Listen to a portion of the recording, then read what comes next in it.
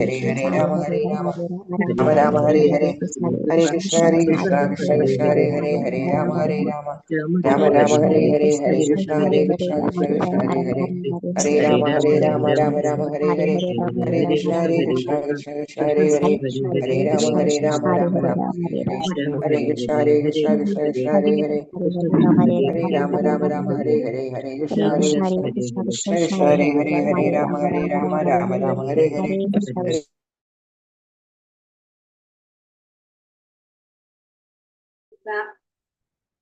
हरे कृष्ण माताजी। हरे कृष्णा। ओम नमो भगवते वासुदेवाय। ओम नमो भगवते वासुदेवाय।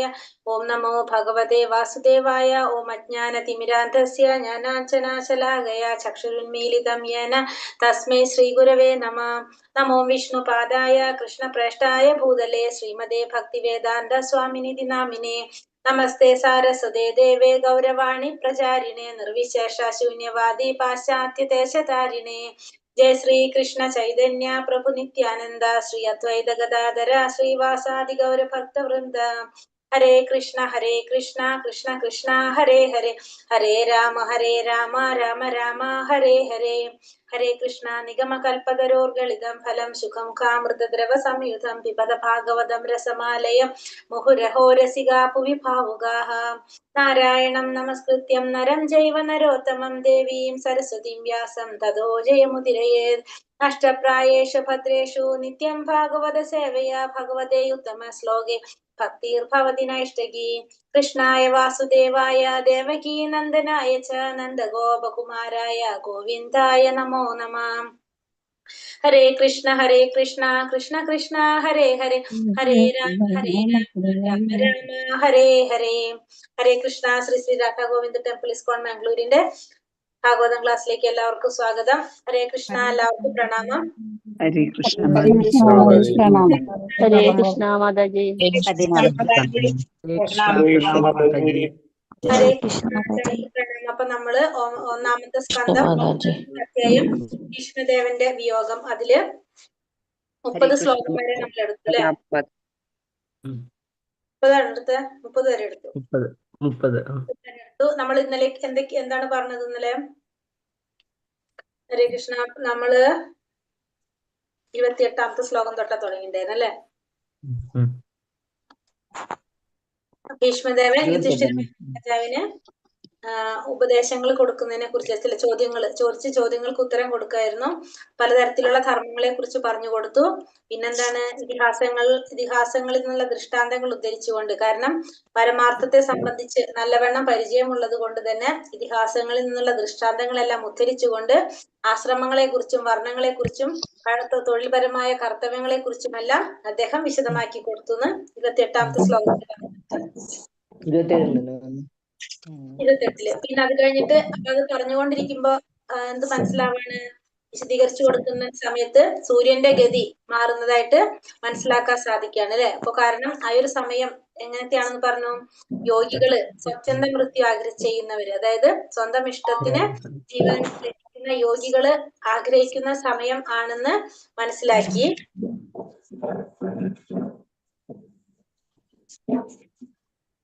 ഭീഷ്മദേവൻ അപ്പൊ സ്വയം എന്താണ് നമ്മളെ ജീവൻ ത്യജിക്കാനായിട്ട് പോകണം. അപ്പൊ ആ സമയത്ത് എന്താണ് പറഞ്ഞ, ഭഗവാനിൽ മനസ്സുറപ്പിച്ചു, നയനങ്ങൾ ഉറപ്പിച്ചു എന്നാ പറയുന്നത്. എങ്ങനെയാണ് പറഞ്ഞത്? ഭീഷ്മദേവനെ കുറിച്ച് പറയണ ആരാണോ അനേക സഹസ്രാത്രങ്ങളായിട്ട് പല വിഷയങ്ങളെ കുറിച്ച് പ്രഭാഷിച്ചു കൊണ്ടിരിക്കുന്നത്, ആയിരക്കണക്കിന് യുദ്ധങ്ങളിൽ പോരാടി ആയിരക്കണക്കിന് മനുഷ്യരെ സംരക്ഷിച്ച് ആ വ്യക്തി ഇപ്പൊ എന്താണ് എല്ലാ ബന്ധനങ്ങളിൽ നിന്നും പൂർണ്ണമായി എല്ലാത്തിൽ നിന്നും മനസ്സ് പിൻവലിച്ച് ആരില് നയനങ്ങൾ 30ാമത്തെ ശ്ലോകത്തിൽ പറയുന്നത്. അതില് ഭഗവത്ഗീതയിലെ ശ്ലോകങ്ങളെ കുറിച്ചും പറഞ്ഞിട്ടുണ്ടായിരുന്നു. 8ാമത്തെ അധ്യായത്തിലെ 5 മുതൽ 10 വരെയുള്ള ശ്ലോകങ്ങളെ കുറിച്ചും പറഞ്ഞിട്ടുണ്ടായിരുന്നു അല്ലെ? അത് നമുക്ക് അറിയാവുന്ന കാര്യങ്ങൾ തന്നെയാണ്. അങ്ങനെയാണ് നമ്മളെ 30ാമത്തെ ശ്ലോകം അവസാനിക്കുന്നത്. ഇനി ഭീഷ്മദേവന്റെ സ്തുതികള് തുടങ്ങാണ് അല്ലെ? ഇന്നലത്തെ ദിവസത്തിന് പ്രത്യേകത ഉണ്ടായിരുന്നു അല്ലെ? മനസ്സിലായിണ്ടായിരുന്നു എന്താണെന്നല്ലേ?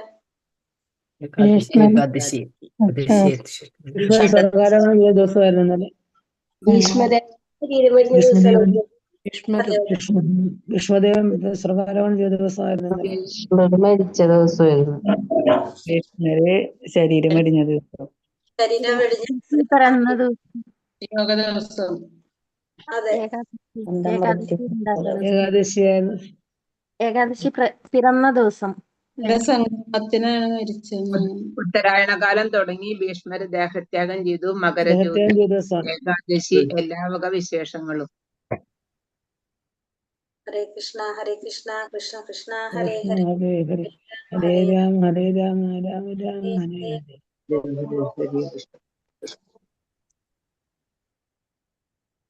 ഹരേ കൃഷ്ണ. അപ്പൊ ശ്ലോകം 31 നമ്മൾ ഇനി നോക്കേണ്ടത്.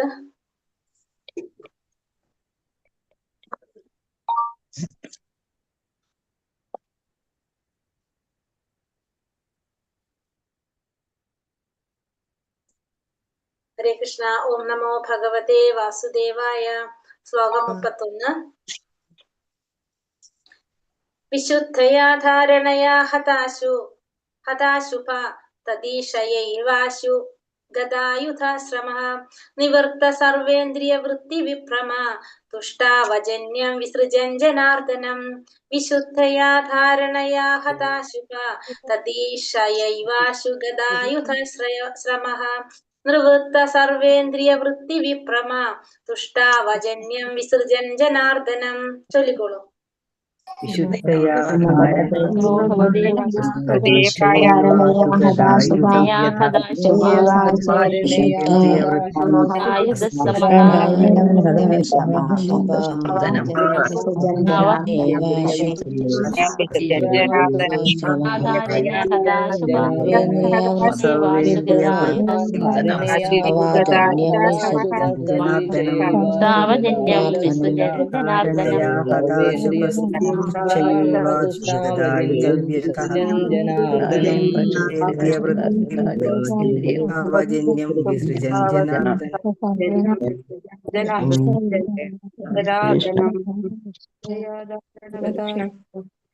ഹരേ കൃഷ്ണ. വിശുദ്ധയ പരിശുദ്ധമായ, ധാരണയ ജ്ഞാനം, ഹത അശുഭ ഭൗതിക അസ്തിത്വത്തിലെ അമംഗളമായ ഗുണങ്ങൾ പരമാവധി ലഘൂകരിച്ചവൻ, തത് അദ്ദേഹത്തിനെ, ഈക്ഷയ വീക്ഷിക്കുകയാൽ, ഏവ വെറുതെ, ആശു ഉടൻ, ഗത അകന്നുപോയി, യുധ ശരങ്ങളാൽ, ശ്രമ ആലസ്യം, നിവൃത്ത അവസാനിക്കയാൽ, സർവ എല്ലാ ഇന്ദ്രിയങ്ങൾ, വൃത്തി പ്രവർത്തനങ്ങൾ, വിഭ്രമ വിശാലമായി ഏർപ്പെടുകയാൽ, തുഷ്ടാവ അദ്ദേഹം പ്രാർത്ഥിച്ചു, ജന്യം ഭൗതികമായ താൽക്കാലിക വാസസ്ഥലം, വിസൃജൻ ത്യജിക്കുന്ന നേരം, ജനാർദ്ദനം ജീവാത്മാക്കളുടെ നിയന്താവിനോട്, വിവർത്തനം ഭാവാർത്ഥം ശ്രീല പ്രഭുപാദിക്ക് ജയ്. വിവർത്തനം: ശ്രീകൃഷ്ണ ഭഗവാനെ വീക്ഷിച്ചുകൊണ്ട് പരിശുദ്ധമായ ധ്യാനത്താൽ അദ്ദേഹം തക്ഷണം എല്ലാ ഭൗതിക അമംഗളങ്ങളിൽ നിന്നും ശരങ്ങൾ സമ്മാനിച്ച മുറിവിന്റെ ശരീരത്തിലെ വേദനകളിൽ നിന്നും മോചിതനായി തീർന്നു. അങ്ങനെ അദ്ദേഹത്തിന്റെ ബാഹ്യമായ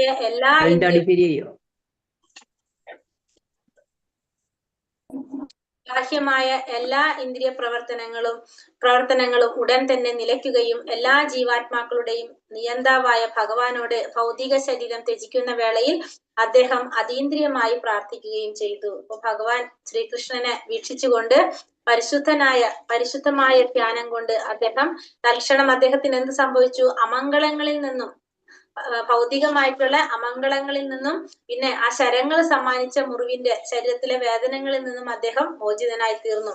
അങ്ങനെ ബാഹ്യമായിട്ടുള്ള അദ്ദേഹത്തിന്റെ ഇന്ദ്രിയ പ്രവർത്തനങ്ങളും ഉടൻ തന്നെ നിലയ്ക്കുകയും എല്ലാ ജീവാത്മാക്കളുടെയും നിയന്താവായ ഭഗവാനോട് ഭൗതിക ശരീരം ത്യജിക്കുന്ന വേളയിൽ അദ്ദേഹം അതീന്ദ്രിയമായി പ്രാർത്ഥിക്കുകയും ചെയ്തു. അപ്പൊ ഭഗവാന്റെ അടുത്ത് പ്രാർത്ഥിക്കാണ് ഭീഷ്മദേവൻ. ഭാവാർത്ഥം ശ്രീല പ്രഭുപാദിക്ക് ജയ്. സാങ്കേതികമായി മായ എന്ന് വിശേഷിപ്പിക്കപ്പെടുന്ന ഭൗതിക ശക്തിയുടെ സമ്മാനമാണ് ഭൗതിക ശരീരം. ഭൗതിക ശരീരത്തോടൊത്തുമുള്ള താതാത്മ്യത്തിനു കാരണം ഭഗവാനുമായുള്ള നമ്മുടെ ശാശ്വത ബന്ധത്തിന്റെ വിസ്മൃതിയാകുന്നു. ഭീഷ്മദേവനെ പോലുള്ള ശുദ്ധ ഭഗവത് ഭക്തന്മാർക്ക് ഭഗവാൻ ആഗതനായ തക്ഷണം ഈ മായ ദൂരീകരിക്കപ്പെടുന്നു. ശ്രീകൃഷ്ണ ഭഗവാൻ ആദിത്യനെ പോലെയും മായിക ബഹിരംഗ ഭൗതിക ശക്തി അന്ധകാരത്തെ പോലെയുമാകുന്നു. സൂര്യന്റെ സാന്നിധ്യത്തിൽ അന്ധകാരം നിലനിൽക്കാനുള്ള യാതൊരു സാധ്യതയുമില്ല. ആകയാൽ ശ്രീകൃഷ്ണ ഭഗവാൻ ആഗതനായപ്പോൾ തന്നെ സർവ ഭൗതിക മാലിന്യങ്ങളും പൂർണ്ണമായും ദൂരീകരിക്കപ്പെട്ടു. അപ്രകാരം ജഡവസ്തുക്കളുമായി കൂടിച്ചേർന്നുള്ള അശുദ്ധമായ ഇന്ദ്രിയങ്ങളുടെ പ്രവർത്തനങ്ങൾക്ക് വിരാമമിടുക വഴി ഭീഷ്മദേവന് അതീന്ദ്രിയാവസ്ഥയിൽ സ്ഥിതി ചെയ്യുവാൻ സാധിച്ചു. ആത്മാവ് യഥാർത്ഥത്തിൽ പരിശുദ്ധമാണ്, ഇന്ദ്രിയങ്ങളും അങ്ങനെ തന്നെ. ഭൗതിക മാലിന്യങ്ങളാൽ ഇന്ദ്രിയങ്ങൾ അപൂർണവും അശുദ്ധവുമായി തീരുന്നു. പരിശുദ്ധനായ ശ്രീകൃഷ്ണ ഭഗവാന്റെ സമ്പർക്കം പുനരുദ്ധിക്കുക വഴി ഇന്ദ്രിയങ്ങൾ വീണ്ടും ഭൗതിക മാലിന്യങ്ങളിൽ നിന്നും സ്വതന്ത്രമായി തീരുന്നു.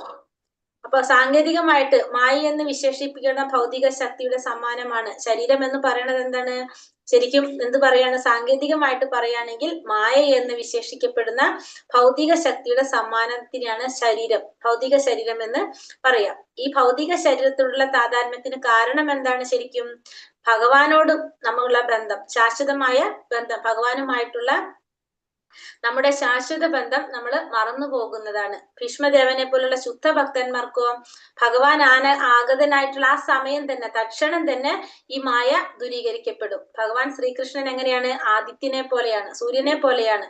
കാരണം സൂര്യൻ ഉള്ളവിടത്ത് എന്തുണ്ടാവില്ല? അന്ധകാരം ഉണ്ടാകില്ല. അപ്പൊ മായ ബഹിരംഗ ശക്തി, ഭൗതിക ശക്തി അന്ധകാരത്തെ പോലെയാണ്. അപ്പൊ ബഹിരംഗ ശക്തി എന്താണ്? മായാശക്തി അന്ധകാരത്തെ പോലെയാണ്. അപ്പൊ സൂര്യന്റെ സാന്നിധ്യത്തില് അന്ധകാരം നിലനിൽക്കാനുള്ള യാതൊരു സാധ്യതയില്ല. അതേപോലെ തന്നെ ഭഗവാൻ കൃഷ്ണന്റെ സാന്നിധ്യം ഉണ്ടെങ്കിൽ അവിടെ എന്തിന് സ്ഥാനമില്ല? മായയ്ക്ക് സ്ഥാനമില്ല. അപ്പൊ ഭൗതികമായ മാലിന്യങ്ങളും പൂർണ്ണമായും ദൂരീകരിക്കപ്പെട്ടു. അപ്രകാരം ജഡവസ്തുക്കളുമായി കൂടിച്ചേർന്നുള്ള അശുദ്ധമായ ഇന്ദ്രിയങ്ങളുടെ പ്രവർത്തനങ്ങൾക്ക് വിരാമമിടുക വഴി ഭീഷ്മദേവന് അതീന്ദ്രിയ അവസ്ഥയിൽ സ്ഥിതി ചെയ്യുവാൻ സാധിച്ചു. അപ്പൊ ഈ ജഡവസ്തുക്കള് ശരീരവുമായിട്ട് കൂട്ടിച്ചേർന്നിട്ടുള്ള ഈ ഇന്ദ്രിയങ്ങള്, അശുദ്ധമായ ഇന്ദ്രിയങ്ങള്, നമ്മൾ ഈ ഭൗതിക ലോകത്തിൽ വരുമ്പോ നമുക്ക് കിട്ടുന്നതാണ് ഈ ഇന്ദ്രിയങ്ങളൊക്കെ. ആ ഇന്ദ്രിയങ്ങള് എന്താണ് സംഭവിച്ചത്? ആ ഇന്ദ്രിയങ്ങൾക്ക്, ആ ഇന്ദ്രിയങ്ങളിലെ മാലിന്യം പൂർണ്ണമായും നീക്കപ്പെട്ടത് വഴി അതീന്ദ്രിയ അവസ്ഥയിൽ സ്ഥിതി ചെയ്യാനായിട്ട് ഭീഷ്മദേവന് സാധിച്ചു. ആത്മാവ് യഥാർത്ഥത്തിൽ പരിശുദ്ധമാണ്, ഇന്ദ്രിയങ്ങളും അതേപോലെ തന്നെ പരിശുദ്ധമാണ്. ഈ ഭൗതികമായ മാലിന്യങ്ങളാൽ ഇന്ദ്രിയങ്ങൾ അപൂർണവും അശുദ്ധവുമായി തീരും. പരിശുദ്ധനായ ശ്രീകൃഷ്ണ ഭഗവാന്റെ സമ്പർക്കം പുനരുദ്ധിക്കുക വഴി ഇന്ദ്രിയങ്ങൾക്ക് എന്ത് സംഭവിക്കാണ്? വീണ്ടും ഭൗതിക മാലിന്യങ്ങളിലും സ്വതന്ത്രമായി തീരും. എപ്പോഴാണോ ഭഗവാനുമായിട്ടുള്ള സമ്പർക്കം നമുക്ക് പുനരുദ്ധീകരിക്കാൻ സാധിക്കുന്നത്, അപ്പോ എന്ത് സംഭവിക്കും? നമ്മുടെ ഈ ഭൗതികമായ മാലിന്യങ്ങളിൽ നിന്നും ഇന്ദ്രിയങ്ങളും സ്വതന്ത്രമായി തീരുന്നു. ഭഗവാന്റെ സാന്നിധ്യം ഉണ്ടായിരുന്നതിനാൽ ഭീഷ്മദേവൻ ഭൗതിക ശരീരം ഉപേക്ഷിക്കുന്നതിന് മുമ്പ് തന്നെ ഈ എല്ലാ അതീന്ദ്രിയ അവസ്ഥകളും പ്രാപ്തമാക്കി. അപ്പൊ ഭഗവാന്റെ സാന്നിധ്യം കൊണ്ട് ഭീഷ്മദേവന് ഈ ഭൗതിക ശരീരം ഉപേക്ഷിക്കുന്നതിന് മുമ്പേ തന്നെ എന്ത് സാധിച്ചു? ഈ അതീന്ദ്രിയ അവസ്ഥയിലേക്ക് എത്താനായിട്ട് സാധിച്ചു. ഭഗവാൻ സർവ്വ ജീവാത്മാക്കളുടെയും നിയന്താവും അഭ്യുതകാംക്ഷിയുമാകുന്നു. ഭഗവാൻ എന്താണ്? എല്ലാ ജീവാത്മാക്കളുടെ നിയന്താവുമാണ്, എല്ലാവരുടെയും ഗുണം ആഗ്രഹിക്കുന്നവനാണ്, അഭ്യുതകാംക്ഷിയാണ് ഭഗവാൻ. സർവ്വ വേദങ്ങളുടെയും അന്തിമ നിഗമനവും ആര് തന്നെയാണ്? ഭഗവാൻ തന്നെയാണ്. എല്ലാ വേദങ്ങളുടെയും എല്ലാത്തിന്റെയും അന്തിമമായിട്ടുള്ള ലക്ഷ്യം ഭഗവാൻ തന്നെയാണ്.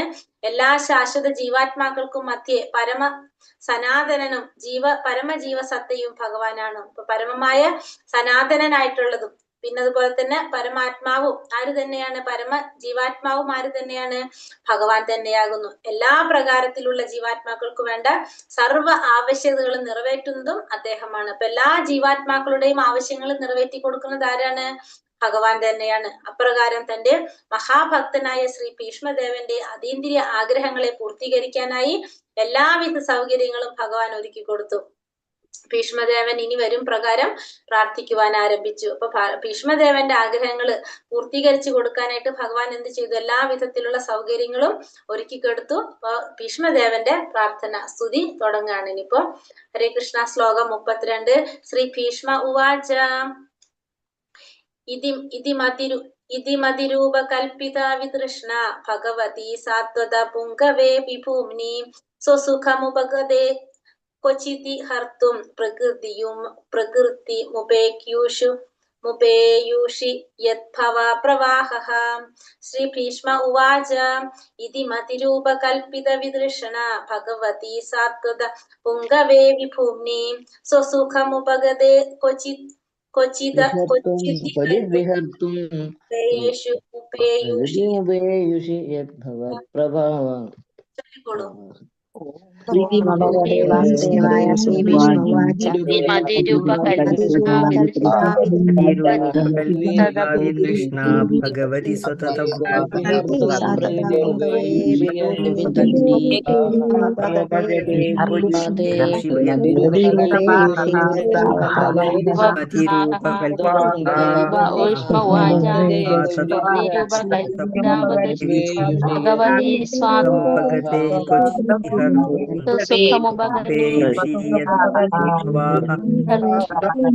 ഭീഷ്മ ഉവാച ഇതി മതിരൂപകൽപിതാ വിതൃഷ്ണാ ഭഗവതി ത്വത്പുങ്കവേ വിഭൂമി സ്വസുഖമുപഗതേ ക്വചിത്തിഹ പ്രകൃതിപേയുഷി യത്. ഭീഷ്മ ഉവാച ഭീഷ്മദേവൻ ശ്രീ ഭീഷ്മദേവൻ പറഞ്ഞു. ഇതി ഇപ്രകാരം മതി ചിന്ത വികാരം ഇച്ഛ ഉപകൽപിത നിക്ഷേപിച്ചു വിതൃഷ്ണ എല്ലാ ഇന്ദ്രിയാഭിലാഷങ്ങളിൽ നിന്നും സ്വതന്ത്രമാക്കി ഭഗവതി പരമദിവ്യോത്തമ പുരുഷനിൽ. ഇവിടെ അടിയില് കഠോപനിഷത്തിന്റെ ഒരു ശ്ലോകം കൊടുത്തിരിക്കുകയാണ്. നിത്യോനിത്യാനം ചേതനാചേതനാനം ഏക ബഹൂനാം യോ വിതതാതി കാമ. ക്ലാസ് പറയാം. സാത്വത പുങ്കവേ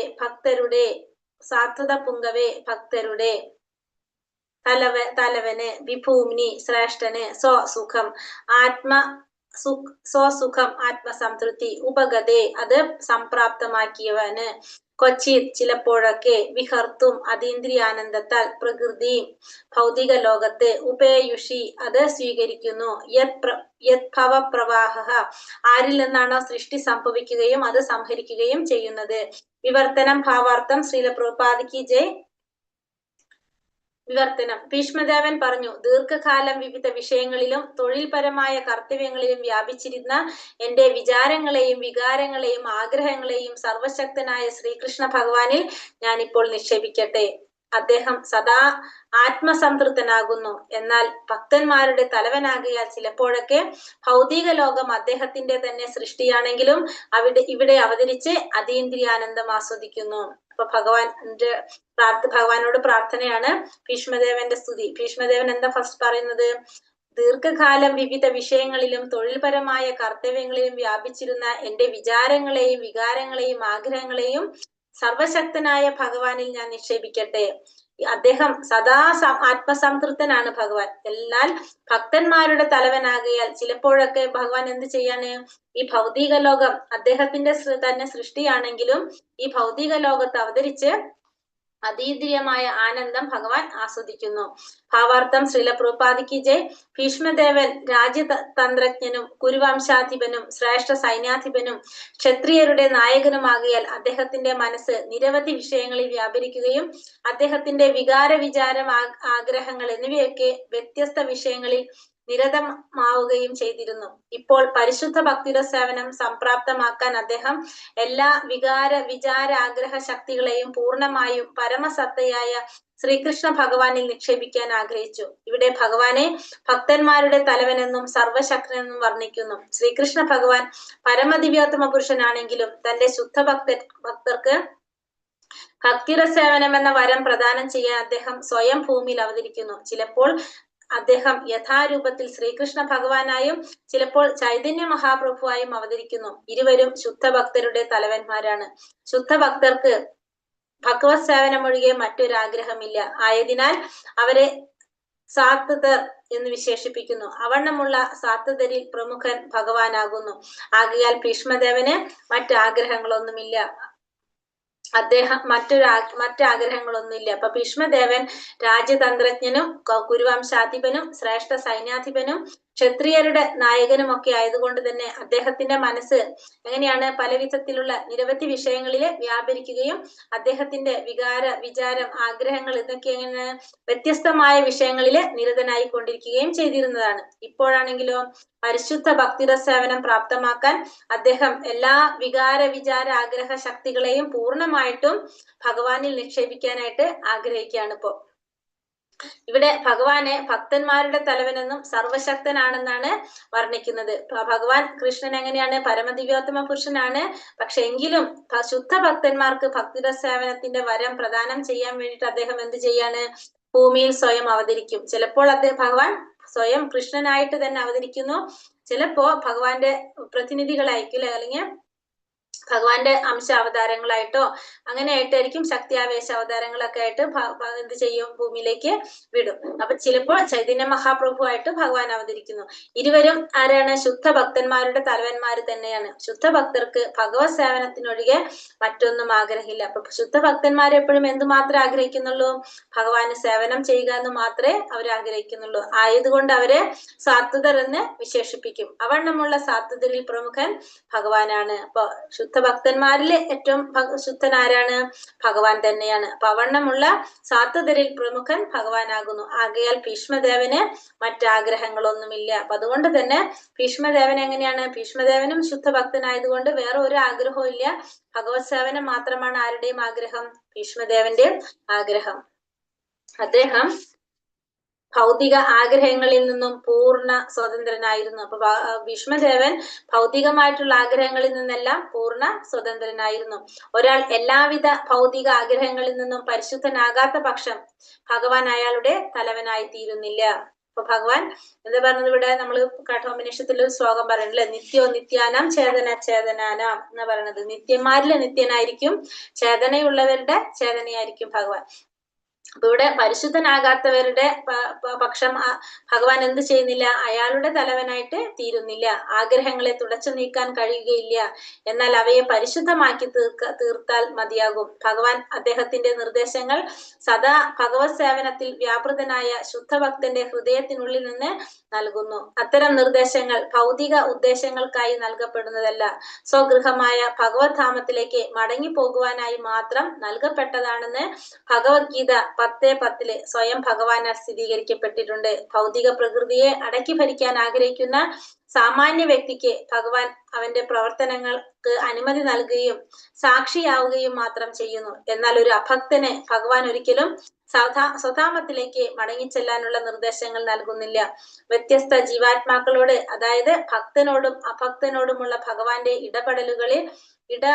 ഇടപഴകലിലുള്ള വ്യത്യാസമാണത്. സ്വതന്ത്ര പ്രജകളെയും തടവ് പുള്ളികളെയും രാജ്യ നിയമങ്ങൾക്കനുസരിച്ച് രാജാവ് ഭരിക്കുന്നത് പോലെ എല്ലാ ജീവാത്മാക്കളുടെയും തലവനാണ് ഭഗവാൻ. എന്നാൽ അദ്ദേഹം ഇടപെടുന്ന രീതി ഭക്തനോ അഭക്തനോ എന്നതിനനുസരിച്ച് വ്യത്യാസപ്പെട്ടിരിക്കുന്നു. ഇപ്പോ ഒരാൾ എല്ലാവിധ ഭൗതിക അഭിലാഷങ്ങളിൽ നിന്നും പരിശുദ്ധനാകാത്ത പക്ഷം ഭഗവാൻ ഒരിക്കലും എന്താകുന്നില്ല? അയാളുടെ തലവനായിട്ട് ഭഗവാൻ മാറുന്നില്ല. ആഗ്രഹങ്ങളെ തിടച്ചു നീക്കാൻ കഴിയുകയില്ല. എന്നാൽ അവയെ പരിശുദ്ധമാക്കി തീർത്താൽ മതിയാകും. അപ്പൊ നമുക്കൊരിക്കലും ആഗ്രഹങ്ങൾ ഇല്ലാതിരിക്കാനായിട്ട് നമുക്ക് സാധിക്കില്ല. പക്ഷെ നമുക്ക് എന്ത് ചെയ്യാം? ആ ആഗ്രഹങ്ങളെ പരിശുദ്ധമാക്കി മാറ്റാം. നമ്മുടെ ആഗ്രഹങ്ങള് ഭഗവാനുമായിട്ട് ബന്ധപ്പെടുത്തി നമുക്ക് ചിന്തിക്കാം. അപ്പോ നമ്മൾ അതെന്തായി മാറും? പരിശുദ്ധമായിട്ട് മാറും. എന്നാൽ അവയെ ഭഗവാൻ അദ്ദേഹത്തിന്റെ നിർദ്ദേശങ്ങൾ സദാ ഭഗവത് സേവനത്തിൽ വ്യാപൃതരായ ശുദ്ധഭക്തന്റെ ഹൃദയത്തിനുള്ളിൽ നിന്ന് നൽകുന്നു. അപ്പൊ ഭഗവാൻ എന്താ ചെയ്യുന്നത്? ഭഗവാൻ ശുദ്ധഭക്തന്മാരുടെ ഹൃദയത്തിൽ ഇരുന്നു കൊണ്ട് അവർക്ക് വേണ്ട നിർദ്ദേശങ്ങള് നൽകിക്കൊണ്ടിരിക്കും. അത്തരം നിർദ്ദേശങ്ങൾ ഭൗതിക ഉദ്ദേശങ്ങൾക്കായി നൽകപ്പെടുന്നതല്ല. ഇത്തരത്തില് ഭഗവാൻ നൽകുന്ന നിർദ്ദേശങ്ങള് ഒരിക്കലും എന്തല്ല? ഭൗതികമായിട്ടുള്ള ഉദ്ദേശങ്ങൾക്കായിട്ടല്ല ഭഗവാൻ നിർദ്ദേശങ്ങൾ നൽകുന്നത്. സ്വഗൃഹമായ ഭഗവത് ധാമത്തിലേക്ക് മടങ്ങി പോകുന്നതിനായി മാത്രം നൽകപ്പെട്ടവയാണെന്ന് ഭഗവത്ഗീതയിൽ 10:10 ഭഗവാൻ സ്വയം സ്ഥിരീകരിച്ചിട്ടുണ്ട്. അപ്പൊ ഇത്തരത്തിലുള്ള നിർദ്ദേശങ്ങൾ ഭഗവാൻ നൽകുന്നത് എന്തിനാണ്? സ്വഗൃഹമായ ഭഗവത് ധാമത്തിലേക്ക് മടങ്ങിപ്പോവാൻ. അപ്പൊ നമ്മുടെ ശരിയായ സ്ഥലം ഏതാണ്? ഭഗവാന്റെ ധാമം. അത് തന്നെയാണ് നമ്മുടെ വാസസ്ഥലം. അവിടേക്ക് നമ്മളെ മടങ്ങി കൊണ്ടുപോകാനുള്ള നിർദ്ദേശങ്ങളാണ് ഭഗവാൻ നമുക്ക് നമ്മുടെ ഉള്ളിൽ ഇരുന്നു കൊണ്ട് ഭഗവാൻ നൽകുന്നതെന്ന് 10ാമത്തെ അധ്യായത്തില് 10ാമത്തെ ശ്ലോകത്തില് പറയുന്നുണ്ട്.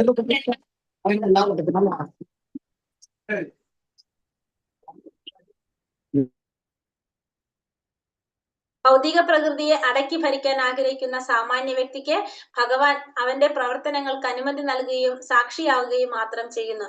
പക്ഷെ അഭക്തന്മാർക്ക്, അതായത് ഭൗതിക പ്രകൃതിയെ അടക്കി ഭരിക്കാൻ ആഗ്രഹിക്കുന്ന സാധാരണ ജീവാത്മാക്കൾക്ക് എന്ത് ചെയ്യാണ്? അതിന്റെ പ്രവർത്തനങ്ങൾക്ക് അനുമതി നൽകും. കാരണം ഒരിക്കലും ഭഗവാൻ നമ്മുടെ സ്വാതന്ത്ര്യത്തില് കൈകടത്തുന്നില്ല. അപ്പൊ നമ്മൾ എന്താണ് ആഗ്രഹിക്കുന്നത് അതിനുള്ള അനുമതി നൽകുകയും അതിനെ സാക്ഷിയായിട്ട് നിൽക്കുകയും ചെയ്യാണ് അവിടെ ഭഗവാൻ. എന്നാൽ ഒരു അഭക്തന് ഭഗവാൻ ഒരിക്കലും ഭഗവത് ധാമത്തിലേക്ക് മടങ്ങി ചെല്ലാനുള്ള നിർദ്ദേശങ്ങൾ നൽകിയില്ല. അപ്പൊ ഭഗവാൻ എന്താണ്, നമ്മുടെ ആഗ്രഹത്തിനനുസരിച്ച് നമുക്ക് പ്രവർത്തിക്കാനുള്ള മുഴുവൻ സ്വാതന്ത്ര്യവും നമുക്ക് നൽകും. പക്ഷെ ഒരിക്കലും ആ ഭക്തന് ഭക്തി അല്ലാത്തൊരു ഒരു വ്യക്തിക്ക് ഭഗവാന്റെ ധാമത്തിലേക്ക് മടങ്ങി പോകാനുള്ള നിർദ്ദേശം നൽകുന്നില്ല. വ്യത്യസ്ത ജീവാത്മാക്കളോട് അതായത് ഭക്തനോടും അഭക്തനോടുള്ള ഭഗവാന്റെ ഇടപഴകലിലുള്ള വ്യത്യാസമാണ് അത്. അപ്പം ഭഗവാൻ എങ്ങനെയാണ്, ഭക്തന്മാരോട് ഭഗവാൻ കാരുണ്യം ഉണ്ടാവും, അഭക്തന്മാരോടും വേറൊരു രീതിയിലാണ്. ഭഗവാൻ രണ്ട് രീതിയിൽ തന്നെയാണ് രണ്ടുപേരോടും ഇടപഴകുന്ന രീതിയിൽ വ്യത്യാസമുണ്ടായിരിക്കും.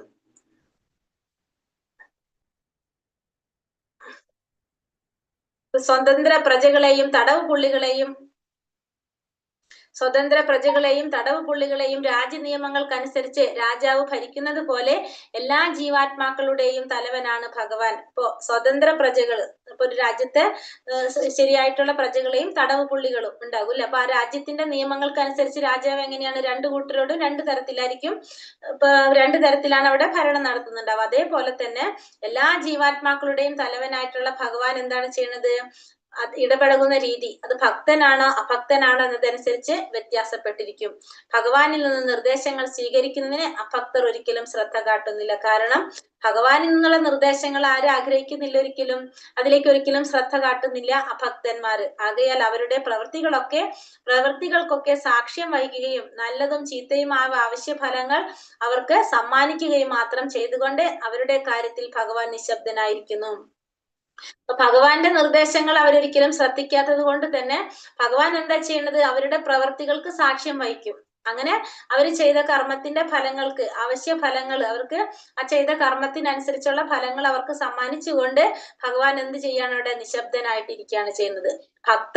ഭക്തരാണെങ്കിലോ ഈ ഭൗതിക നന്മയ്ക്കും തിന്മയ്ക്കും അതീതരാണ്. ഇപ്പൊ ഭക്തരാണെങ്കിൽ ഇത്തരത്തിലുള്ള ഭൗതികമായിട്ടുള്ള നന്മയ്ക്കും തിന്മയ്ക്കും രണ്ടിനും അതീതരായിട്ടാണ് ഭക്തന്മാർ. അവർ അതീന്ദ്രിയ പാതയിൽ പുരോഗമനോന്മുഖരാകയാൽ ഭൗതികമായ യാതൊന്നിനും അവർക്ക് ആഗ്രഹമില്ല. ശ്രീകൃഷ്ണ ഭഗവാൻ അദ്ദേഹത്തിന്റെ പൂർണ്ണാംശമായ സർവ ഭൗതിക സൃഷ്ടിയുടെയും പ്രഭവ കേന്ദ്രമായ കാരണോദകശായി വിഷ്ണുവായി അവതരിക്കുമെന്നതിനാൽ ശ്രീകൃഷ്ണൻ ആദിനാരായണനാണെന്ന അറിവും ഭക്തനുണ്ട്. തന്റെ ശുദ്ധഭക്തന്മാരുടെ സംസർഗം ഭഗവാൻ ആഗ്രഹിക്കുന്നെന്ന് മാത്രമല്ല, അവർക്ക് വേണ്ടി മാത്രമാണ് ഭഗവാൻ ഭൂമിയിൽ അവതരിക്കുന്നതെന്നും അവരെ ഉത്തേജിപ്പിക്കുന്നതും സ്വേച്ഛയാലാണ് ഭഗവാൻ അവതരിക്കുന്നത്.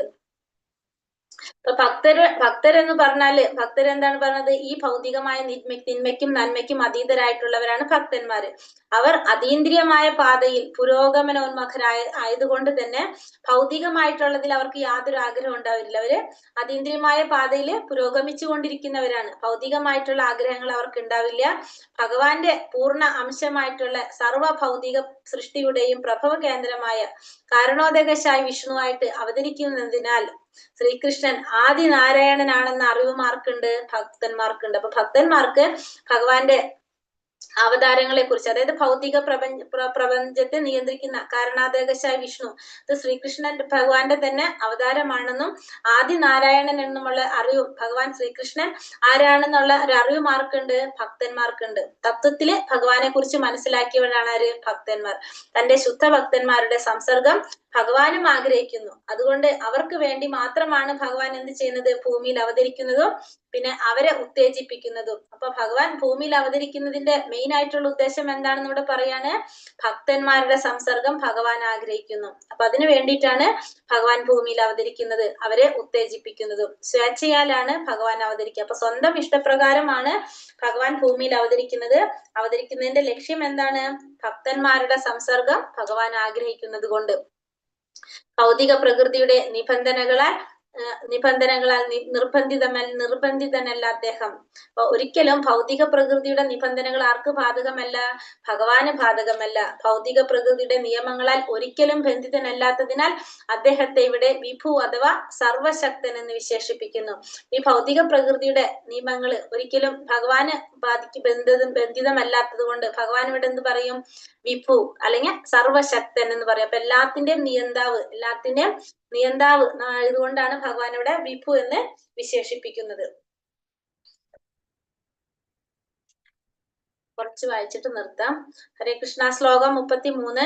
ത്രിഭുവന കമനം തമാല വർണ്ണം രവീകര ഗൗരവർണ്ണ വരാംബരം തദേന വപുരള കകുലാവൃതാനാനാബ്ജം വിജയ സഖേരതിരസ്തു മേനാവദ്യ ത്രിഭുവന കമനം തമാലവർണം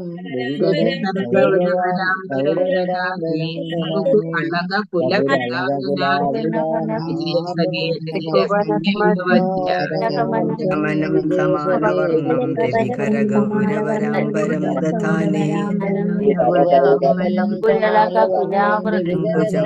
വിജയസഖേരതിശിരസ്തേനവദ്യം കമനം രവികരഗൗരവരാംബരം ദധാനേ പുരളകുലാവൃതാരണജയസഖേരതിരസ്തുമേനവദ്യം കമനം തമാലവർണം ത്രിഭുവന ത്രിലോകങ്ങൾ കമനം അതിസ്പൃഹണീയം തമാലവർണം തമാല വൃക്ഷം പോലെ നീല നിറമാർന്ന രവികര സൂര്യരശ്മികൾ ഗൗര കനകവർണം വരാംബരം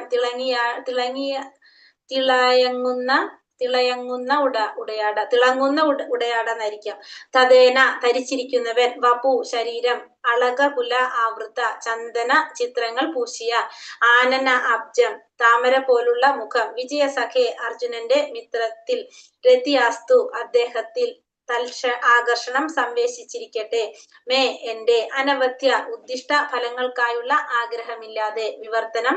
ശ്രീല പ്രഭുപാദയ്ക്ക് ജയ്. ശ്രീകൃഷ്ണൻ അർജുനന്റെ ഉറ്റ തോഴനാകുന്നു. തമാല വൃക്ഷത്തിന്റെ നീലനിറത്തിനു സദൃശ്യമായ തന്റെ അതീന്ദ്രിയ സ്വരൂപത്തോടു കൂടിയാണ് അദ്ദേഹം ഈ ഭൂമിയിൽ അവതരിച്ചിട്ടുള്ളത്.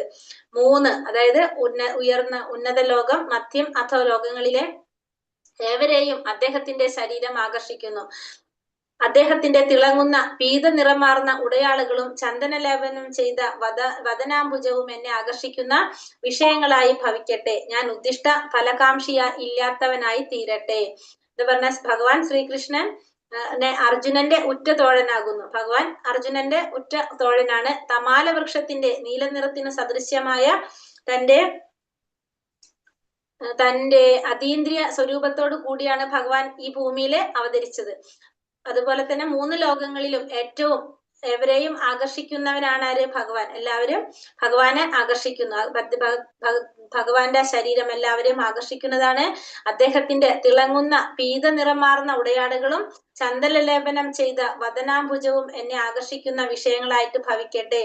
ഞാൻ ഉദ്ദിഷ്ട ഫലകാംക്ഷി ഇല്ലാത്തവനായി തീരട്ടെ എന്ന് ഇവിടെ ഭീഷ്മദേവൻ പ്രാർത്ഥിക്കുന്നതാണ് അല്ലെ. നിർത്താം, നമുക്ക് ബാക്കി നാളെടുക്കാം. ഹരേ കൃഷ്ണ. വഞ്ചകൽപതരൂപേശ്ച കൃപാ സിന്ധോഭ്യവച പതിതാനാം പാവനേഭ്യോ വൈഷ്ണവേഭ്യോ നമോ നമഃ. अनंत कोटि वैष्णव वृंद की जय. श्रील प्रभुपाद की जय. श्रील गुरुदेव की जय. निताय गौर प्रेमानंदे. हरि हरि बोल. हरे कृष्ण हरे कृष्ण മാതാജി ഹരേ കൃഷ്ണ.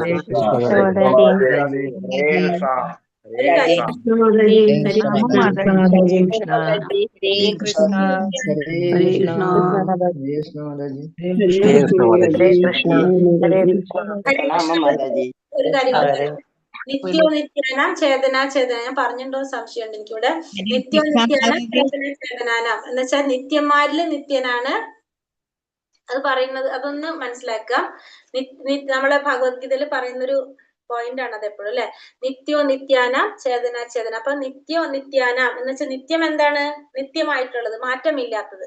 നിത്യം എന്ന് വെച്ചാല് ശാശ്വതമായിട്ടുള്ളത്, മാറ്റമില്ലാത്തത്. നിത്യാനാം എന്ന് പറഞ്ഞാൽ എന്തായി? അതിന്റെ പ്ലൂറലായിട്ട് മാറി. അപ്പൊ നിത്യമായവരുടെ കൂട്ടത്തില് നിത്യമായിട്ടുള്ളത്, ശാശ്വതമായിട്ടുള്ളത് ആരാണ്? ജീവാത്മാവ്. അപ്പൊ ജീവാത്മാക്കളുടെ കൂട്ടത്തില് അതാണ് നിത്യാനാം എന്ന് പറഞ്ഞ ജീവാത്മാക്കളുടെ കൂട്ടത്തില് ഏറ്റവും അതാരാണ്? ജീവാത്മാക്കള് ഭഗവാൻ. അപ്പൊ ജീവാത്മാവ് നിത്യനാണ്. അപ്പൊ അവയ്ക്ക് ആ നിത്യത നൽകുന്നത് ആരാണ്? പരമാത്മാവാണ്. നിത്യന്മാര് നിത്യമായിട്ടുള്ളത് വെച്ചാൽ ശാശ്വതമായിട്ടുള്ളത്. നിത്യാനം എന്ന് പറഞ്ഞപ്പോ എന്തായി? അതിന്റെ കൂടുതലുള്ളത് പ്ലൂറലായിട്ട് മാറി അല്ലെ. അപ്പൊ നിത്യോ നിത്യാനാം. അപ്പൊ ജീവാത്മാക്കളുടെ കൂട്ടം. അപ്പൊ അതിന്റെ ആശയം നമുക്ക് എന്താ മനസ്സിലാക്കാനായിട്ട് സാധിക്കുന്നത്? അപ്പൊ എല്ലാ നിത്യന്മാരിൽ വെച്ചിട്ട് ഏറ്റവും നിത്യനായിട്ടുള്ളത് ആരാണ്? പരമാത്മാവാണ്. പരമാത്മാവ്. അപ്പൊ ജീവാത്മാവ് നിത്യനാണെങ്കിലും ആ ജീവാത്മാവിന് ആ നിത്യത ലഭിക്കുന്നത് ആരിൽ നിന്നാണ്? പരമാത്മാവിൽ നിന്ന്. നിത്യന്മാരില് ഏറ്റവും നിത്യനായിട്ടുള്ളത്, ഏറ്റവും ശാശ്വതമായിട്ടുള്ളതില് ഏറ്റവും പരമോന്നതനാണ് ആര്? ഭഗവാൻ, പരമാത്മാവ്. അവർക്ക് ജീവാത്മാവിന് ആ നിത്യത ലഭിക്കുന്നത് ആരിൽ നിന്നാണ്?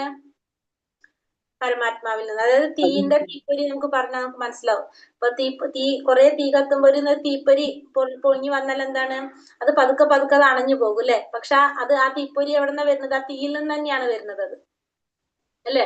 അപ്പൊ അത് നിത്യന്മാരിൽ നിത്യനാണ് പറയാം. പിന്നെ അതുപോലെ തന്നെ രണ്ടാമത്തെ ചേതന, ചേതനാന. ചേതന എന്ന് വെച്ചിട്ടുണ്ടെങ്കിൽ നമ്മളെ ബോധം, അറിവ്. ചേതനാന, ബോധമുള്ളവരുടെ കൂട്ടത്തില്. ചേതന, അറിവ്, ബോധം. പിന്നെ ചേതനാന എന്ന് പറഞ്ഞപ്പോ എന്താ? ഈ ബോധമുള്ളവരുടെ കൂട്ടത്തില്, അറിവുള്ളവരുടെ കൂട്ടത്തില്. അപ്പൊ എന്താണ്? ബോധമുള്ളവരിൽ വെച്ച് ഏറ്റവും ബോധം ആർക്കാണ്? ഭഗവാനാണ്. അപ്പൊ അതും അതേപോലെ തന്നെ പ്ലൂറലായിട്ട് പറയാം. അപ്പൊ ജീവാത്മാവിന് ബോധം ഉണ്ടെങ്കിൽ ആ ബോധത്തിന്റെ ഉറവിടം എവിടെ നിന്നാണ് കിട്ടുന്നത്? ഭഗവാനിൽ നിന്ന് തന്നെയാണ് കിട്ടുന്നത്. അതാണ് പറഞ്ഞത് നിത്യമായിട്ടുള്ളവരുടെ നിത്യനും, അതുപോലെ തന്നെ ചേതന ഉള്ളവരുടെ ചേതനും ആര് തന്നെയാണ്? ഭഗവാൻ തന്നെയാണ് എന്നാണ് ഇതിൽ പറയുന്നത്. നിത്യാനം ചേതനാനം എന്ന് പറഞ്ഞാൽ അതിന്റെ ഉപനിഷത്തിൽ പറയുന്നതാണ്. അത് ഭഗവത്ഗീതയിൽ വരും, പല സ്ഥലത്തും അത് ഭാവാർത്ഥത്തിൽ കാണാം. അത്